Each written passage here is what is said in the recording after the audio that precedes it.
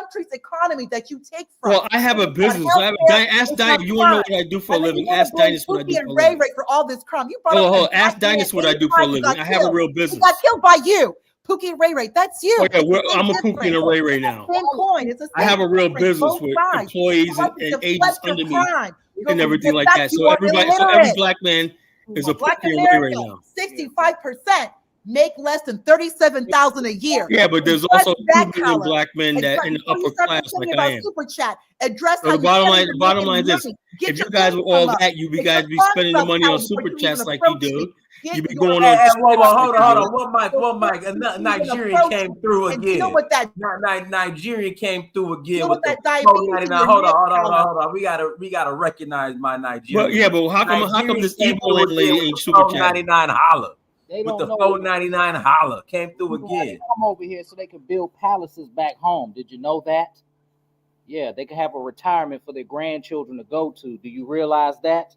That's why they come here Yeah, but how many actually have a pension that they go back to Nigeria with? They Because don't need I sell pension fund. You know, I sell pension plans, right? You need a Never pension. had an African. Never one time sold What an do you annuity need a or anything to an African. What do you need a pension for when you have your own vineyard with your own Okay, that's what I'm saying. That's why that you wonder why you're poor and nobody invests in you. When that pensions are how companies get large scale investments. They invest their pension funds.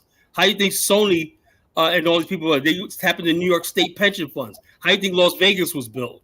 The Midwest employee pension funds. How do you think Bob Johnson was able to build? Hold on, one mic. One of the Nigerians coming through with big money. Look at that. That's your brother. That's your brother. Fumi Income.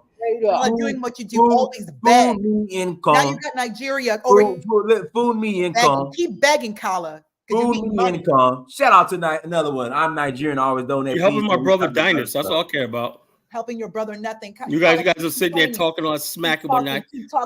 Put your money where your mouth is. Keep your money where your mouth is. As long as you contribute into you know what I'm saying? You do not. And you're so mad because you got burnt. You into sound the system stupid. you take out of.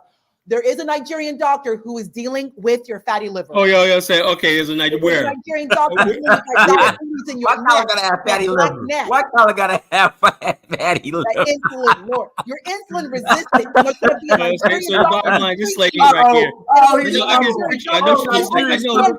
Yo, when a woman Nigerians coming through, food me income, food me income. Thank you, bringing black people together. Check us out. When a woman talks like that, she looks like Whoopi Goldberg.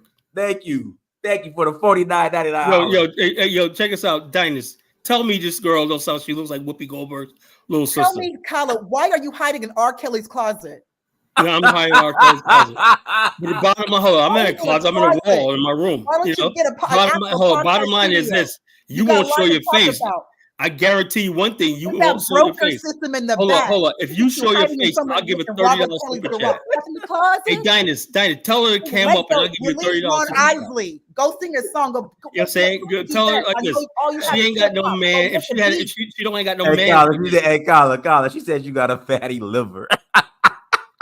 She can talk all she wants, man. The bottom line is this: at least I show what I look like and whatnot. You know, you don't even show what you look like. You have no choice. You need money. Hold on. I don't need money. I don't need your money. Settle off your face. Hold on. I don't need no. I don't need no money. You got a shadow in the back. Oh, another Nigerian. Whoa. Hold on. Stop the show. Got another Nigerian.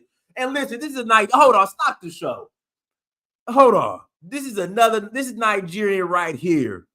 Even though his taste in music is terrible, this Nigerian right here been on about 3 or 4 tours as well. Shout out to AJ Niger. Yo, he went on a tour? He's been on like 4 tours with me. A Nigerian went on paid for one of your tours? Whoa, man, that got to go down, man. We got to write that down. Shout out to AJ Niger. Nigeria's coming through for the fellow Nigerian. That's what I'm talking about. Help your wrong. Help your wrong. Prove Kala wrong. Prove me wrong. You're another Nigerian. Hold on. Man. With the €4.99 another Nigerian. Prove Kala wrong. God bless Nigeria. Yeah. It's the Hate College show. God bless Nigeria. If you want to show how much you hate the college Genesis, super chat. You know. Now I can play this game all night. Ebo Land chick. Been on 4 trips. But you won't cam up. 4 trips. He went on 4 trips with you. Yes. Yo, a Nigerian? Here go another Nigerian man coming through. Daddies, we will continue to shower you with love only the way Nigerians do to the people they truly love. That's what I'm talking about. Show that love, man. Nigerians have all your love, you know? Look, I gave Dinus so many super chats over the years. I don't have to prove anything anymore. I want to see you guys. No, Kala. No, Kala. Oh, yeah. I'll get you on the next show, man. Nah, Kala. You can super chat now, Kala. No. I had to freaking my card. I got to get my card in the mail, I need that FBA ADOS money. Yeah. I'm going to take care of you next time as soon as my card comes in the mail. Listen, we brag how we the richest blacks on the planet. We the richest blacks on the planet. Go ahead. Give me some of that rich black boule money, Kala. Come on, let's go. Hey, brother. Let me see if my super chat still works. Let me see if brothers and sisters. Go ahead. Please, guys, let's stop these dividedness of Nigerians or Black African American or stuff. Man, let's construct. I know that sometimes emotions may run high, but let's listen to one another, have constructive discussions, and continue so as we can build one another and all work together. I had my last contribution, which I wanted to give about this subject, is that, as most panelists said, yes, neo-colonialism has something to do with the mess or the problem which we are running in Africa. But of course, that neo-colonialism, Hey, Dennis, I said the super is sticker. Is Is also that the same helped thing? by some black sellouts. Hey, Dinus. And the concrete example I wanted to help my brother Carla when he touched about South Africa. You need to understand why South Africa was, had developed heavy industries. It's because for most Western and United States, They are intelligent people, man. I'm tired. Sorry. Listen, Carla. Can you get like 50 Africans Africans together Carla, and they spent put 6 years together in a South bike, Africa. you know? Listen a little bit. I spent 6 years in South Africa before coming to US. I'm originally from Congo. I used to travel with my dad to Tanzania. Let me ask you a question. Kenya, Let me ask you a most of question, Eastern right? Africa for business. How does that feel to you? Like, Listen, Congo South has Africa, they more were allowed resources than because South the Africa, Western right? were But considering it's dirt poor. South Africa as a white man country. That's why they allowed, and you see, that's why even most white South African, they will never accept to leave South Africa, because it was not a colony like many other countries. It was not colony of exploitation only. It was a colony of immigration or migration. That's why you have the Boers, you have the French hook, people who came from France and Holland and all that. One example I'll give you, to illustrate this, in the case of Congo, in 2021, Congo and Zambia, who control the whole copper belt, they wanted to develop a joint venture. Yeah, but so that here's they the can thing, start brother. You know what went wrong with that? Listen, How are you going so to that they control can anything where you're not listen to my producing it? example, so that they can develop an industry, a precursor of electric battery, because 40%, 40% of all world cobalt is found in the copper belt in the Congo side, and probably 20% is found in the side of Zambia. But you know who stopped it? The United States, the Biden administration, with many coercion. They stopped them. They kind of like went into agreement that the United States will develop, they are calling it Lobito Corridor. So they will build a train line from Congo and Zambia to Angola. For what? So that they can export that cobalt instead of allowing. Angola built this, started the line, but the bottom line, the rest of the idiots over there didn't build anything. Angola built the line, the first line, and like I said, and I talked to my Angolan partners when I said we're just waiting for the Congo to get itself together, but they're more concerned about Paul Kagame and that stupid stuff they talk about. So let me show you. Do you see that? That's how they're using Kagame, because every time when they want a good contract with Congo, or there is some Congo is trying to to come out so to negotiate a better deal, they will instigate a war wherever they can, like in the east with Kagame and M23. Why? So that by using that they can they can hold on Congo. Like, well, let me ask you a question, brother. Are you a Bantu? Are you Bantu? Are you Bantu or Tutsi? You say what? Are you Bantu? Myself, my dad is a Congolese Bantu. My mom is. All right, and now let me ask you a question, right? Listen, let me ask you a question, right? Let me ask you a question. So your mom's Tutsi. Yeah. Why is it that every time I talk to a Congolese Bantu, they think and I tell them, you Congo got this, they're obsessed with exterminating the Tutsis and no, Rwanda. that's not true. You are not telling the truth. There is no any Congolese who think I'm telling you what I'm seeing and I'm hearing. You asked. Let me answer you. There might be some ignorant. There might be some ignorant. The thing is, they're online. Wait, my spreading the nonsense. Listen to me. Do you know if Congolese extermination? Do you know that there is a lot of Tutsi like in North Korea?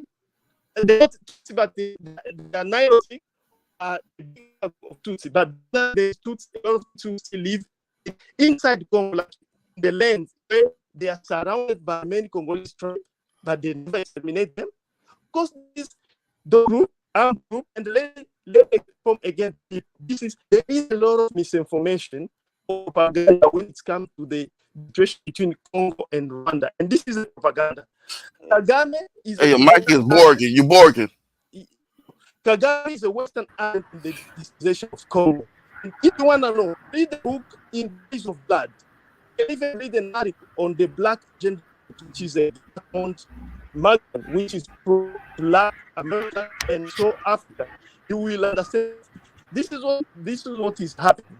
Two cities have been welcome in Congo since, like let's say Hey, bro, you're on your Obama phone, man. You're on your Obama phone. We can't. You're on your Obama phone. Me? Yeah, I just want to Yeah, say Obama something. phone. No, Well, hold on, Chantel. Hold on. Let me pass it to Somebody said I'm CIA, right? Okay. Yeah, right. Now No, we're me and Dinas hey, are let me read CIA. the super chat. The Nigerian people love you, Dinas.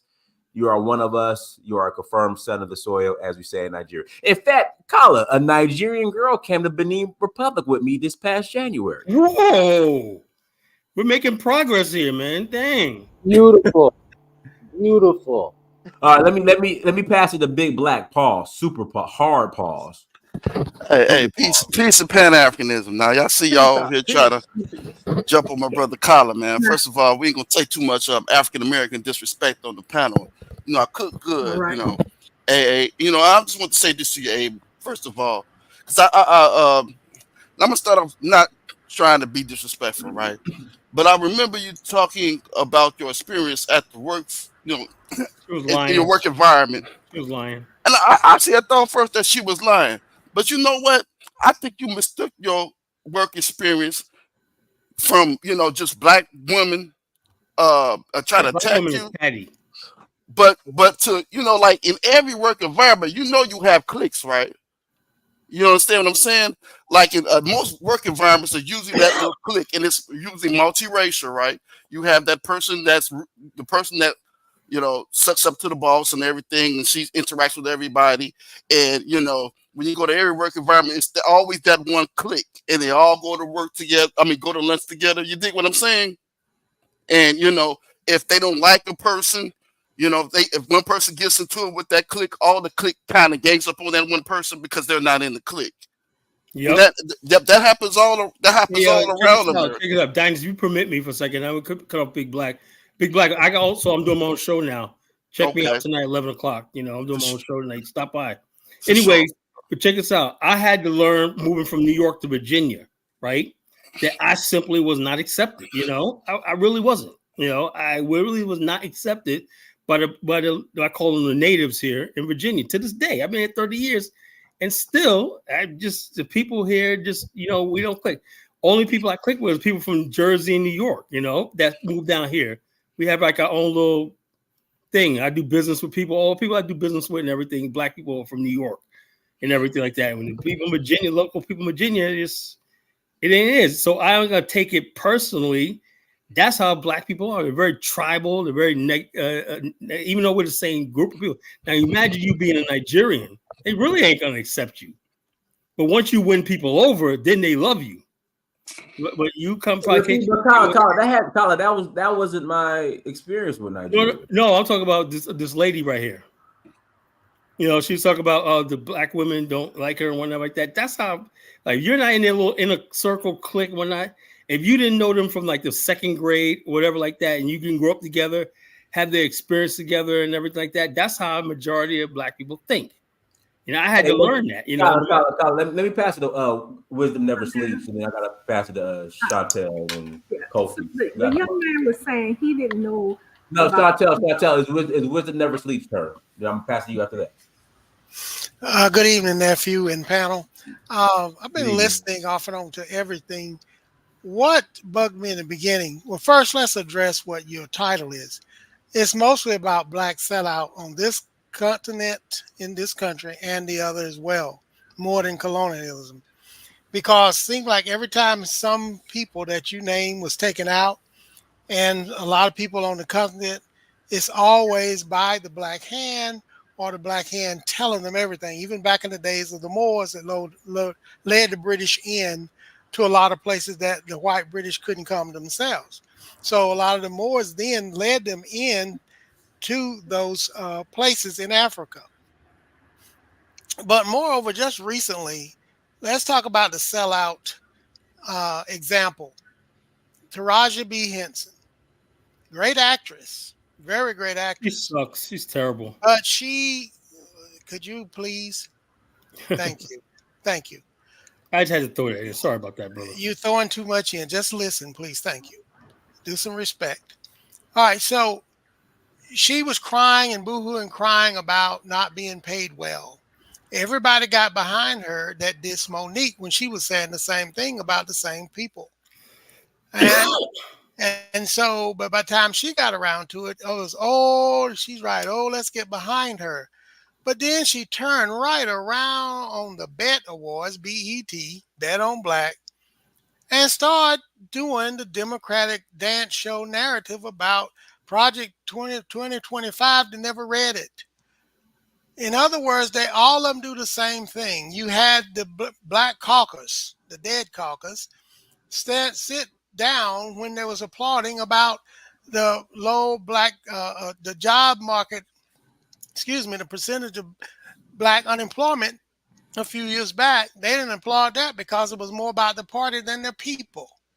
So we can go on, but the entertainers are one of them. They always talk about the culture. We always talk about we lead the world in everything, but we still own nothing.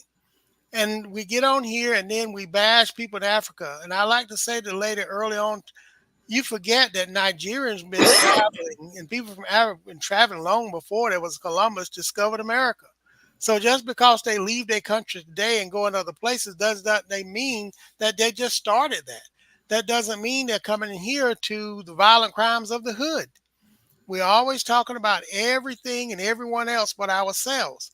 We don't talk about our behavior, our criminal activity, or nothing. We don't want to be held accountable for it in public, but we do it so it can be seen. Make that make sense. Everything we do to be seen, but when someone addresses it, they shouldn't have said that in public. We shouldn't say that about ourselves. Talk about it behind closed doors where you did it in public. So what's the problem? So we must understand that there was a lot of people during the enslavement period that still fought. A lot of people doing Jim Crow, we was more of a family and community. That's why we did better. Not that the times were better, but we did better as a community. What is that? As a community and as a people, because we knew who the enemy open was. Now we seem to not know who they are because they're making policies against us. And this complicit thing, as long as you're voting the way you're voting and standing back and talk about you don't feel good about Trump or you don't feel good about Bush or whoever it is, it's not about them, it's about you. Every people, they're writing legislation for the Asian community, the Jew community, the alphabet community, now the Hispanic community, and you still want to be let them feel good about you because you don't want to go up against them because you feel like you're going up against somebody they told you to hate. And it's okay you don't like someone, but these people cannot like each other. But when something's going to come together to benefit them as a whole, they come together for that while still disliking one another. And it seemed like this is a problem here. We're dismissing the 19-year-old when he has something valid to say because we so old sometimes, and sometimes they dismiss you and us. And I hear it all the time. Well, it was the old people back in the day that did this and they didn't do that. Well, the struggles are different. The times are different. But we're not progressing as a collective body, no matter what age we are right now, no matter what age, no matter what business you have. Can you answer the topic of the show? Carla, let him finish. Nah, Carla, we ain't gonna disrespect. No, I'm saying the topic of the show is Carla, how we talking about Black America. Carla, let him finish. Go ahead. Carla, let me say something to you. You do this all the time. No, I'm just saying. No. You do it. No. Somebody in the chat room just said Black America never take accountability. We're talking about the damn continent tonight. How did it get put on us? Carla, you did that earlier, and you go off topic a lot. I didn't go off topic. I'm just saying. I'm talking about Africa. That's what Dennis showed me about today. You know what? You're one of the people I would mute out while other people talking because you never know how to just hush until the end. You have no respect for anybody else, but yet you want people to always digest what you say. You need to be a man and stop being a boy in this instances. Please, thank you. So, as I was saying, we have to be accountable for everything. It's not about just the continent. Yeah, we talk about the topic of the continent, but we are supposed to be from the continent. You have a lot going on in the continent. You've done a lot of homework over in Liberia. I know the history of the stuff you do, so I don't discount anything. But we cannot always just talk about the continent in what we do as black sellouts and not refer back to who we doing here, because guess what? One of us are learning from the other or mirroring each other, period. We're doing it because if we're the leaders of everything that we say we are in Black America, then they taking the sellout from us. Then they're taking our culture. They taking everything from us. If that's what we say, if we are the whole part of Black America and everybody want what we do, even we own nothing, at least they have a homeland. So if they got something, they got it from us, or they've been doing it all along. It's just what it is. So we cannot discount one place for the other, because if we're trying to be one, we all at some level selling one another out, even though we're in separate places, we're still counted. When you're looking at the elite structure, the global structure, the people that's trying to rule everything, they don't see Africa, African American, they're Black American. They don't see you separately in a global place. They're trying to make you totally subservient and obliterate you to be beneath them and everybody else as a collective body globally. So we must understand that. So we got it from them early on, or they got it from us. Either way, we're still doing the same thing on both continents when it comes to the sellout nature and mindset. And that's but anyway, stop discounting each other because of age. Stay there and listen, because even though you may not agree with everything, listen for the nugget or listen for the question. And then you can really wisely help them understand versus being combative all the time. Thank you, Donis. Thank you, everyone. Hold Y'all on, have a good night. Don't leave. Go ahead, Chantel. I want to speak to what he just said. Speak to you. So I got 4 points I'm going to hit real quick because I know y'all want to talk. Okay, sir, my first question for you is, are you Black American on both sides of your family? On both sides of my family? Yes. Yes, in my African ancestry, 100% from Gabon and 97.7% from Cameroon. No, she said, are you Black American on both sides? Born here on both sides, yes. Oh, okay. So, but Chantel, are you FBA or ADOS, or does it matter? I don't do the FBA thing, ADOS. Okay, so now with ADOS, you can have one go ahead and continue. Go ahead. I'm sorry. Okay.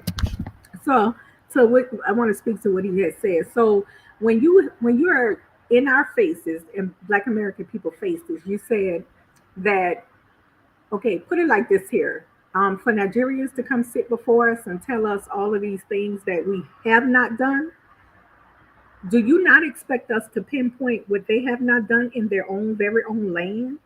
Of course, we're going to pinpoint that to them. That's number one. Number two, you can't be claiming that your people is the most smartest and the most intelligent people, and you got all of these skills and you're bright, but you have your own country you're fleeing. It does not make sense at all.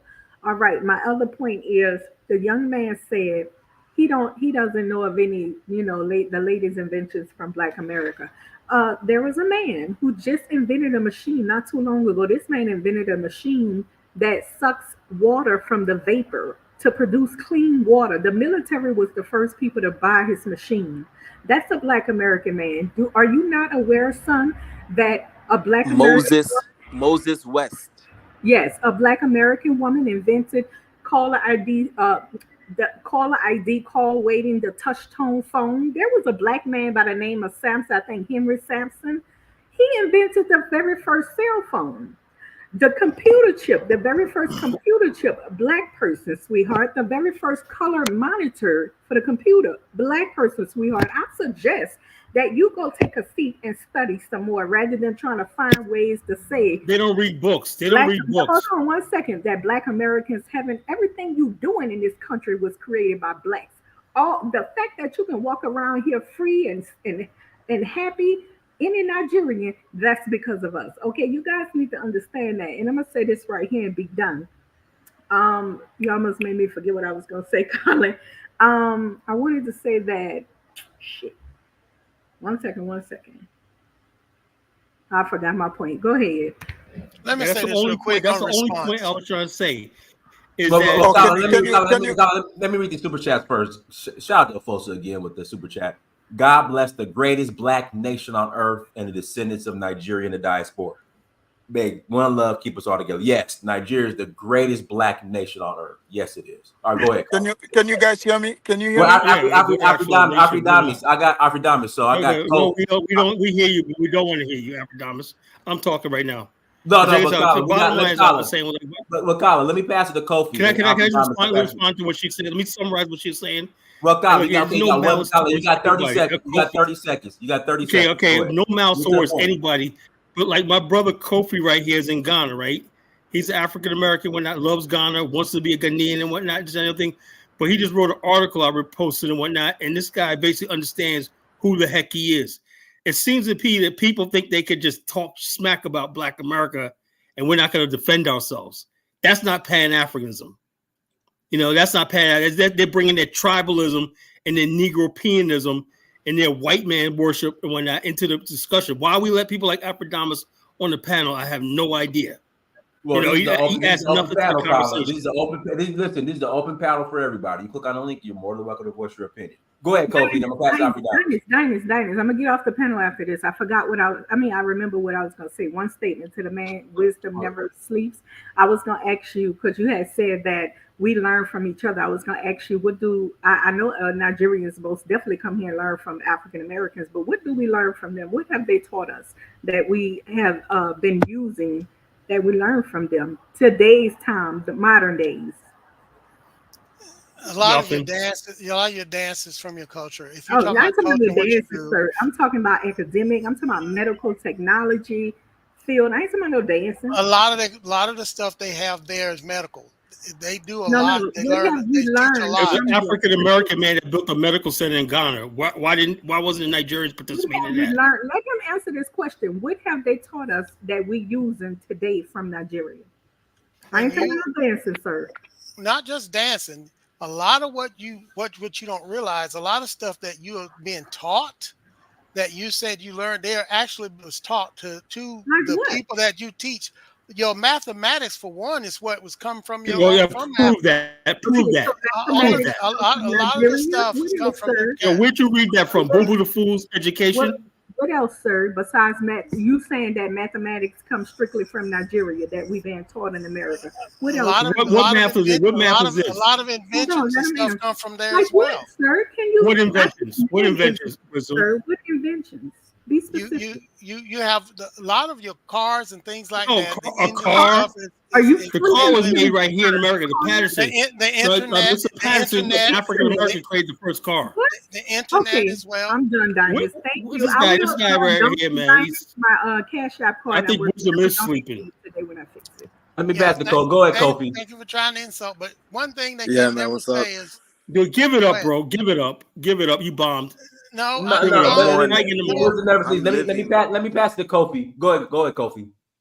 I'm a Black American, and I'm living on the African continent right now. I'm living in Ghana, and if it wasn't for the borders, I would go walk into Liberia, and I would go walk into Nigeria right now. There should be no Nigerians who are outside of their countries talking on what Black Americans are doing.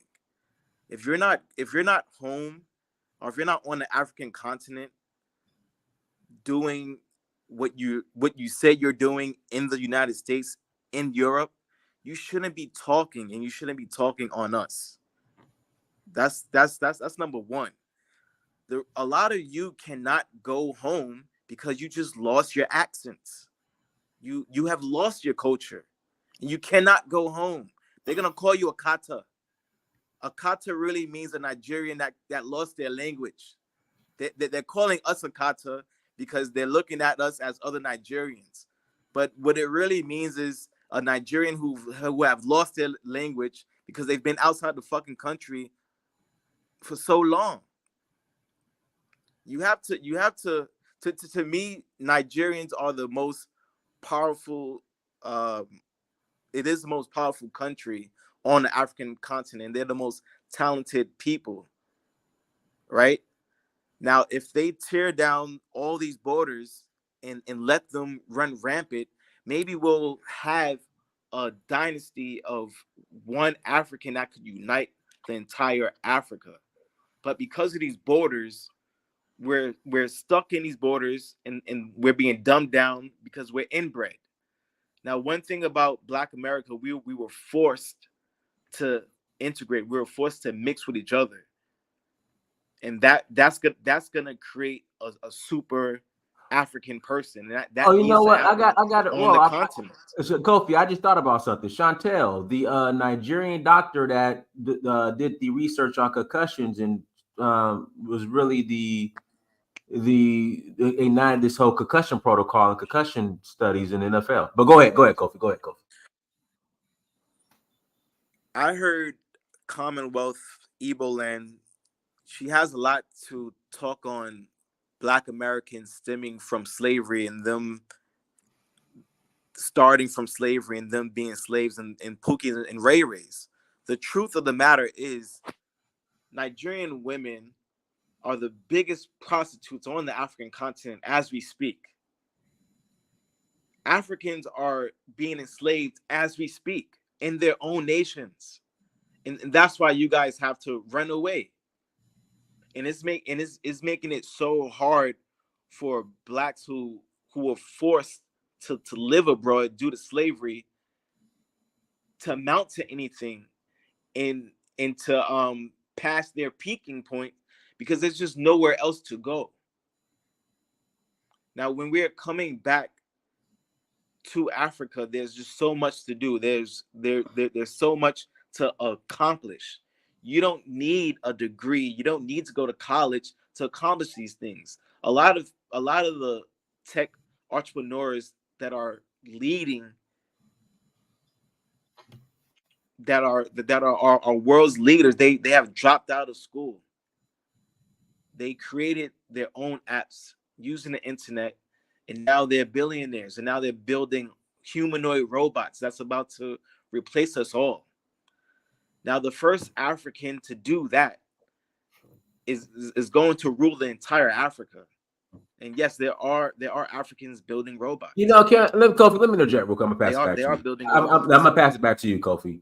Man, Black Americans, y'all need to stay out of Ghana, man. Like, I swear, y'all go to Ghana, y'all just y'all get so bitter, man. Like, stop going to Ghana. Like, ES is crying about Ghana. Y'all just stay crying.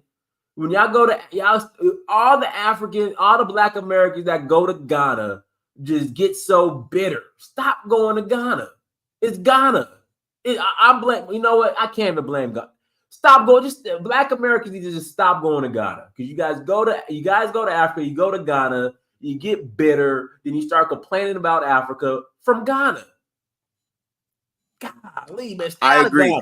But don't come to Nigeria though, because y'all ain't gonna ruin Nigeria for me. Don't come to Nigeria. I agree, though. Man.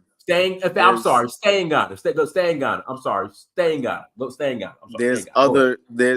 There's other countries to explore. I believe the Francophone countries are going to give the Anglo countries a run for their money. There's definitely more Francophone countries than Anglo countries right now. Just that the Anglo countries are on the coast. And they speak English. That's why Negroes go there, because they speak English. African Americans have been going back to the African continent. I look at Abidjan versus Accra, and we have peaked. Look how more developed Ivory Coast is.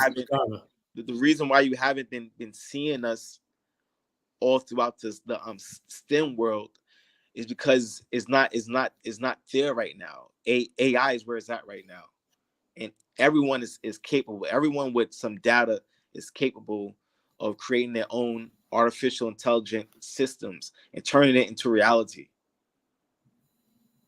People boasting about their fiat currencies that's being sold off. People boasting about their degrees all that shit is done for. You need to take the data, you need to take the internet, you need to go out there and create. And you But need to don't we die need for it electricity, stable electricity, before it's over. before we have data, Kofi? Don't we need some stable electricity? Just get yourself a generator and call it a Oh, day. come on, man. Every time I talk to you and John Cashin, when I that generator in the background, I'm like, Hey, ain't a good let look. me pass the mic to Kofi. Are you done? Or yeah, I'm finished. All right, Arfi Diamonds report. Go ahead, Arfi Diamonds. Go ahead. Oh, can you guys hear me?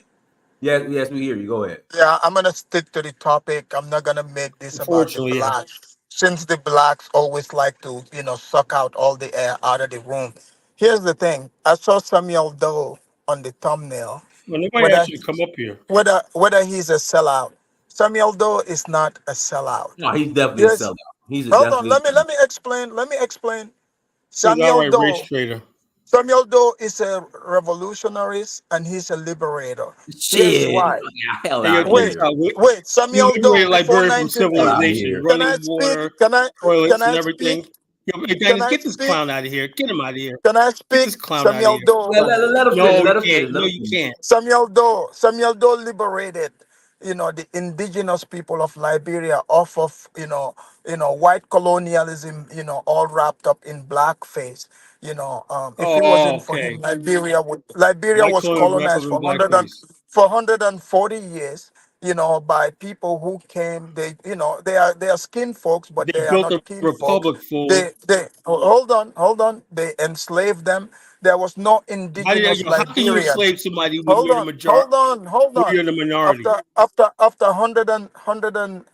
140 years, there was no indigenous Liberian that became president. So Samuel Doe in Daniel Howard. 1980. Daniel Howard was a boxer, So man. that's a lie. Howard. Look, here's So the he doesn't thing. even know the history. So, All the look, presidents, Samuel Doe, the first Barclay, Howard, all look. had indigenous vice presidents. Can I finish? I get it. He did No, you're not. lying. You're lying. He, You're not gonna let you he switch was history he around. mismanaged. He mismanaged the funds of Liberia, but he was not sellout or tap dancer to the white man. In fact, he was so much Okay, you know difficult. what This Samuel is Doe why. said? The reason, you know what Hold on. Samuel This Doe is said? why. The reason This for the is coup why. was he said the Hold on. Congo people would disobey in America. Hold on. Am I right? Am I lying, Hold on. Kofi?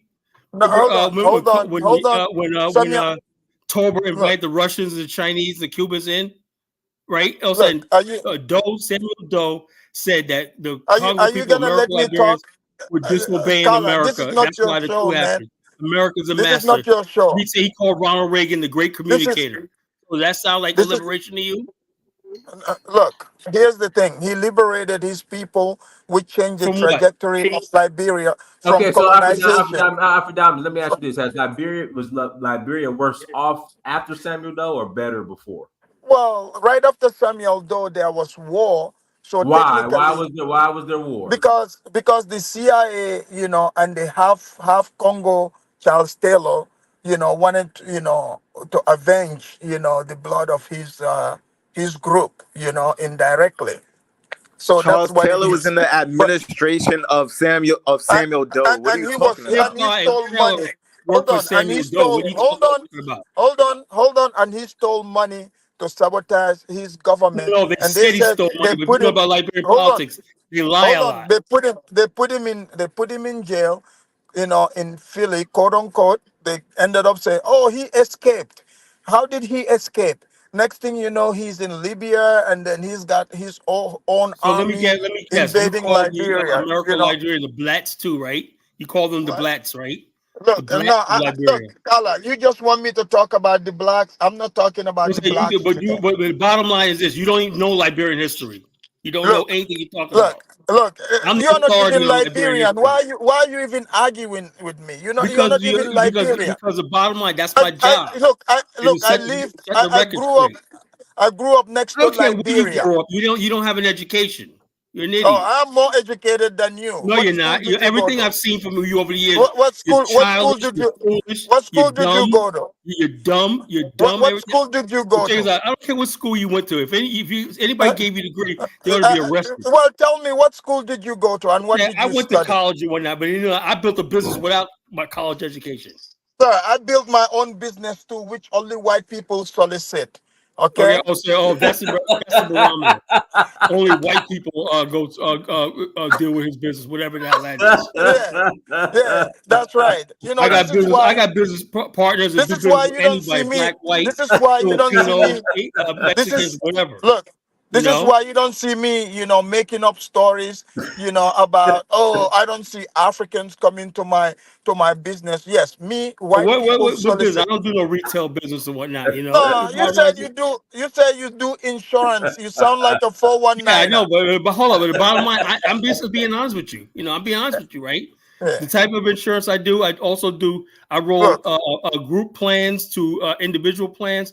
I look, roll pension funds look. into annuities and whatnot. Look. And I don't see anybody that get any Africans that work 30 years on a job that did that. Mostly it's black Because the white people. Africans are going to the Africans and the white people. The Africans are No, going to there's the not no African. pool. Even my white colleagues, they don't even have Africans. What are you talking Look, about? sir, my insurance agent is an African from Nigeria. Okay, he's been for years. What are you I talking bet you about? anything is auto insurance, right? No, sir, we have life insurance. Property. He does it all. Okay, let me ask you a question. What's the insurance company? How come he doesn't open up an Look, office in look. Nigeria? So, are you trying to tell me that Nigerians and other Africans are not in Well, insurance I'm in the sales? insurance business right No, here. are you I go telling to me the they are big not? venues, the big anything. I Hold see on. Are one, you a couple saying? of Africans here and there, and Look, whatnot. But the bottom line, the vast majority of top people are at Black America, especially in Virginia. Black people look. run the state. Look, one time I was dating this black American girl. When I brought her to my white dentist, she quit the black dentist she was going to because he was so ghetto. When you go over there, she said they ask her if So she can get a all the black floss, dentists are ghetto. either a floss or a toothbrush. She get to pick. But at my white dentist, she can get all of it. You see? So when you talk about black excellence, there's no black excellence because black people want to, So gravitate. so she went to one ghetto dentist and whatnot, but that's all black dentists. But that's the Does she only hold up? Does she dentist. have He's the hold up? only Did she one. have a hold up? You can go online and download the black owned business app, right? And called Blaps or whatnot, and you can find multiple dentists in your area.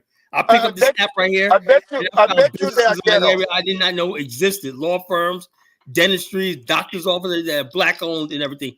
Restaurants in my neighborhood, upscale neighborhood. I did not What even kind know of it was food black do they owned and serve? whatnot. You know. What kind of food do they serve? So the bottom line is this: if you don't know, if you're not around black people and everything, how you gonna know what's a good black business and everything? Look, I Some used people to don't work know in a anything. Look, prison.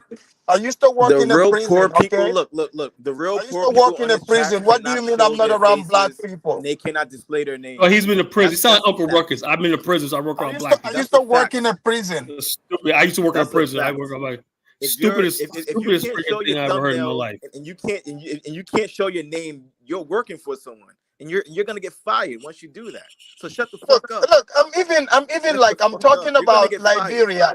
Carla, why are you triggered by me talking about Liberia? Because you have Let's no pick. right to talk about anything by Afrodamus. You know? Oh, One time I listened to you. I thought you had made some sense like 2 years ago. Oh, now, but your mind's gone. Well, Your mind's gone. You need to give it up. the thing is, he You're invites a spiraling lot out of of control. he invites Your a lot of hatred and everything skinheads. for Black America, you're spiraling out of control. If you don't like this country, you don't like Black America, I suggest you go back to the I love Gambia. America. What are you talking Yeah, but about? we're here.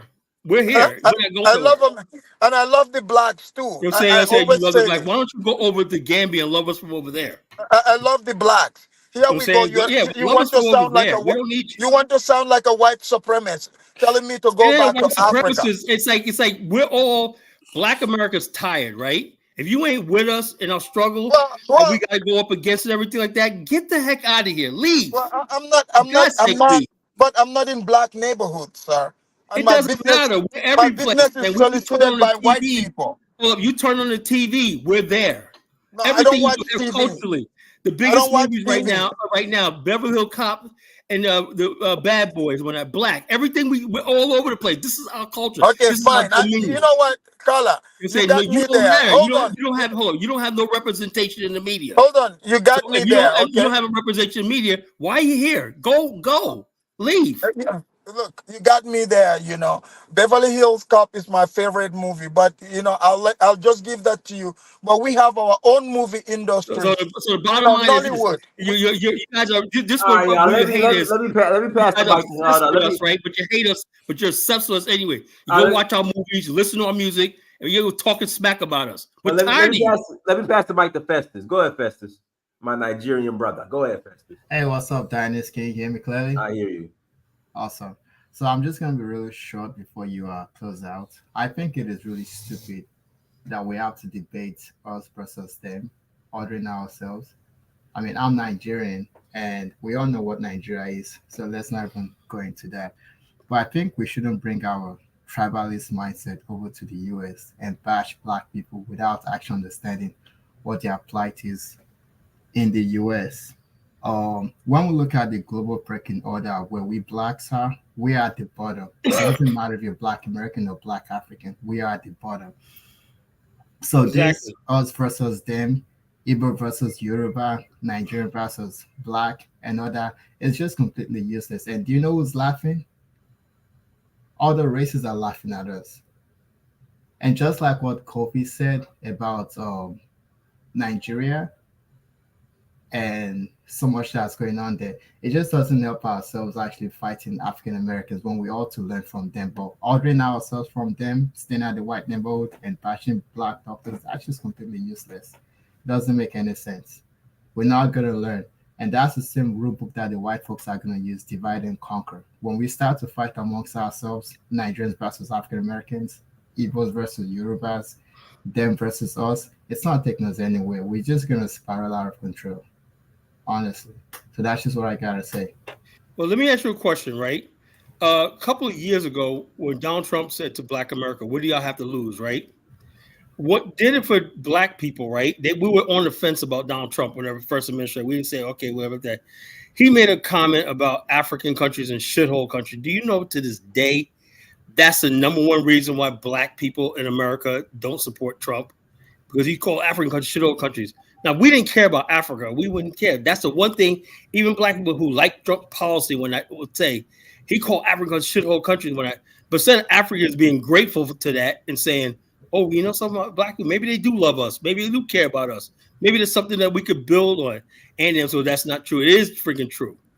Black people in America said the reason why is because Donald Trump said those are shithole countries. That's the reason why a lot of Black people say. I said, look, why you? I tell you, I try to give them example of what Trump did for Black people. But all the money he gave to HBCUs and everything. Yeah, but he called African countries shithole, S-hole countries and whatnot. You know, that's the truth. And these people in the chat room, they're so full of hate and vitriol towards us whatnot, and that's what's destroying the past. It's not us. It's And not can I Black. add to that? When we hear about this African booty scratcher, you see Yeah, white. but who? Hold on. Why they keep bringing African booty? No one ever said that to Let me anybody. finish. Let me finish. That's Let me stupid. finish. You know, that's a Let me lie. finish. Let me finish. Let me finish. So blacks never went to Africa to actually video poor Africans. That was the white folks that did that. Black Americans are now looting our resources. That's the Europeans and the Americans that are doing that. So Black Americans have not done anything bad to Nigerians or to Africans. It's the Europeans and the Chinese. So I don't get why this hate. Because what it is, they think we're weak. They think we're a pushover and stuff like that. And so they think they can come over here in our own domain where we're the majority and bully us and everything because they think we're so Pan-Africanist. That's like that wisdom speaks guy and whatnot, brother. I love the brother that he been following me for years and whatnot. But that's a bunch of not. Sometimes you gotta be a freaking man. Your charity begins at home. You first take up for your own people. We gotta build our own home. That's what we gotta do. So the bottom line, I expect Nigerians to stand on that square and defend themselves and everything like that, right? Black America, be here. Same thing. That's being a man, not a woman. Being a man. When I see stuff like this, I'm not saying I to be hateful or not. I'm telling you right now, you're playing with fire. With this stuff right here, that these people, these trolls in the chat room talking about that, you are playing with literal fire. And it's about to get serious in this country. Real serious. Brother Genesis. Yeah. I recommend you to read the Black Agenda report. There is an article how the U.S. creates shithole countries. A review. It was written by former U.S. Congress, our sister, what's her name, Cynthia McCain. Then you will understand why. But Nigerians hold on, Carla, will listen to Cynthia but McCain. here's the thing: we know that, but Listen. at the same time, we Yes. know that, right? Yeah. But at the same time, we don't get why when you all come and point your fingers and say why y'all like this, but y'all want us to understand y'all. But y'all, okay, we understand y'all plight, Brother, but y'all going to. brother, it's not everybody. You are generalizing. It's You're not right. everybody. You're right. This is what. I'm not everybody. It's not Yes. everybody. But what I'm saying is, for the majority, we understand that. That's why we are come over there. No, we're not xenophobic to you all. Yes, Not that's at true. all. That's true. That's true. And like me and my group, of course, there are people who, you know, as you said, they look down. They come here because they go to school. They don't understand. They go to universities. They don't understand that even our opportunity to go to higher education here to university, it was due or thanks to the fight of our brother African American here. Do you know that back in the because, 1960s, black people yes, could not get into friggin' college no matter if they had the grades or not? Yes. Now, when they have that degree, because they've got a great job, they're looking down. You know, there are people like that. But there is also a lot of people who, although they got that opportunity, they still, you know, they still connect. They still understand. They understand the fight or the struggle of what our brothers African American here went through.